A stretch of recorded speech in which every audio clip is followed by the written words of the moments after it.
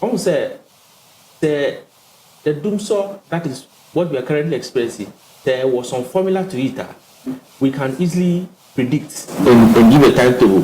But we a bit by right now and go on right now. Or it will come and then, so there is no way you can predict what is currently happening. So it is very difficult to even bring your own personal timetable. Wow. What I say. But this whole issue of Dumsor, to be honest, it is self-inflicted. Okay. That is how you see it. That's how I see it. It is self-inflicted. Because how this country experienced its first major power outage. Their President Kufuor commissioned the pastors to go and pray in the Akosombo Dam, that they should pray for rain. If you remember that time, then you will know, sir, we have a problem with light. The problem is in two folds. First is the issue of generation. And then second is the issue of money to maintain the generation. And what happened when President Mahama took office in 2013 was that we lost access to a very crucial gas supply from Nigeria.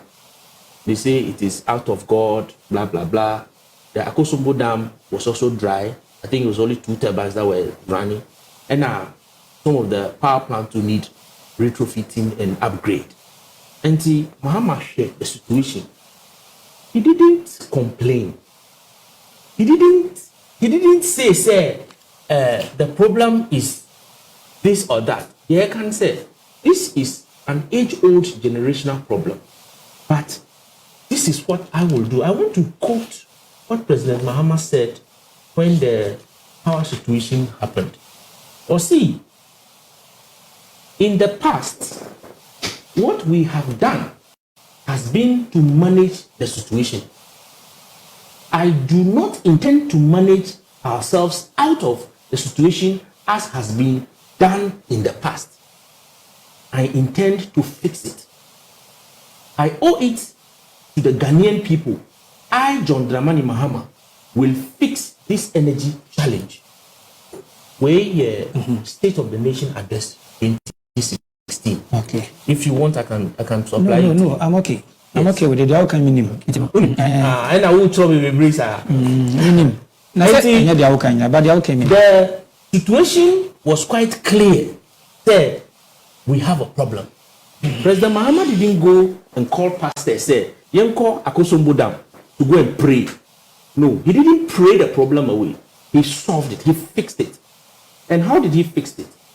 10 megawatts T2 power, Abwazi, 250 megawatt Ameri power plant, 225 car power badge, Pong 220, 180 Sunu Asogli, TTP plant, 38, 22 megawatts of solar power plant at Navongo. And some additional ones were being, So these are the power plants. He brought in all this. No, not all of them. Some of them were there before. But Asogli was from Mahama. Mahama brought Asogli. No, that's not what I said. You mentioned Asogli. Of course, I'm mentioning all the power plants. I'm mentioning all the power plants that needed to be on board, to be working. But the iconic one that he brought was the Ameri. Okay. Which is the 250 megawatts Ameri power plant. What they have sent to Kumasi, because but it was 10. Yes. And I think they've taken 6 out of it to Kumasi. Yes. And the question of power generation, we have significantly dealt with it. Now it is the question of money, financial. So what did we do? President Mahama saw the situation and established the ESLA. The ESLA was supposed to collect what we have been referring to as legacy debt, so that they can retire all the problems of finance and the energy sector. So these were the decisions that the president took at the time to take us off the situation we were in. So by December 2015, effectively, we were not rationing power in this country. as of December 2015, Ghana has stopped rationing power. There was no power outage. So 2016, we had full light being restored. So we went into the election, but they only said the effect of that Dumsor for the 3 years of Dumsor that we were in, 2013 to 2015, was so devastating. And if you ask me, some of us were really, really angry. People's businesses. In fact, I don't want to relive that moment. So for MPP to come to power, riding on this same problem that Mahama had and fixed it, to be returning us to this particular situation, they should feel very ashamed of themselves. Because they said it. They were on rooftop, blaming Mahama. I remember what the current presidential candidate of the NPP said, Dr. Mahmoud Bawumia. He said that the power situation is not a generational situation, yes, but what, a financial situation. Yes. That is what he said. Yes. Yes. Yes. Now, say no, they have to say generational and now power. No, who said what is one to me? Why? He didn't provide any reason. No. When he says something, so tell him that it's not true.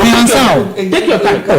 No. So is it generational capacity or financial situation? I told you that it was financial capacity situation. That's the reason why the first trip is financial. The first, it is not now. Okay. I have already. You decided not to hear. Thank you.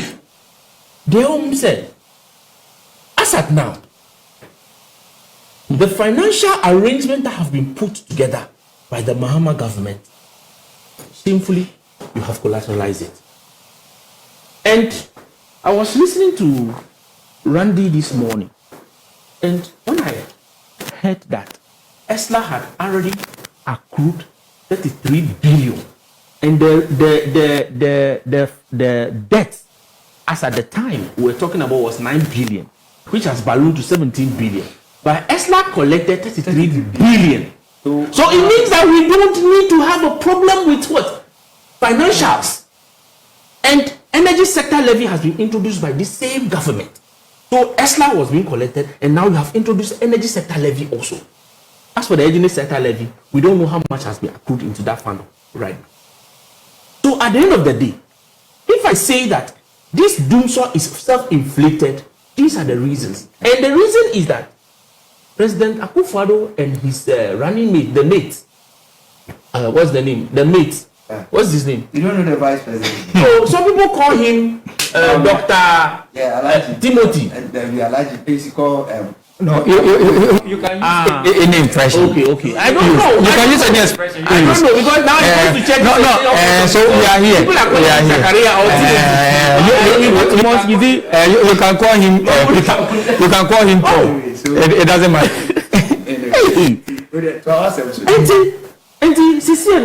The situation is self-inflicted. The money that they have accrued, they have effectively, what we say in Ghanaian parlance, chop the money. Because if they not chop the money, they should use the money to pay the independent power producers.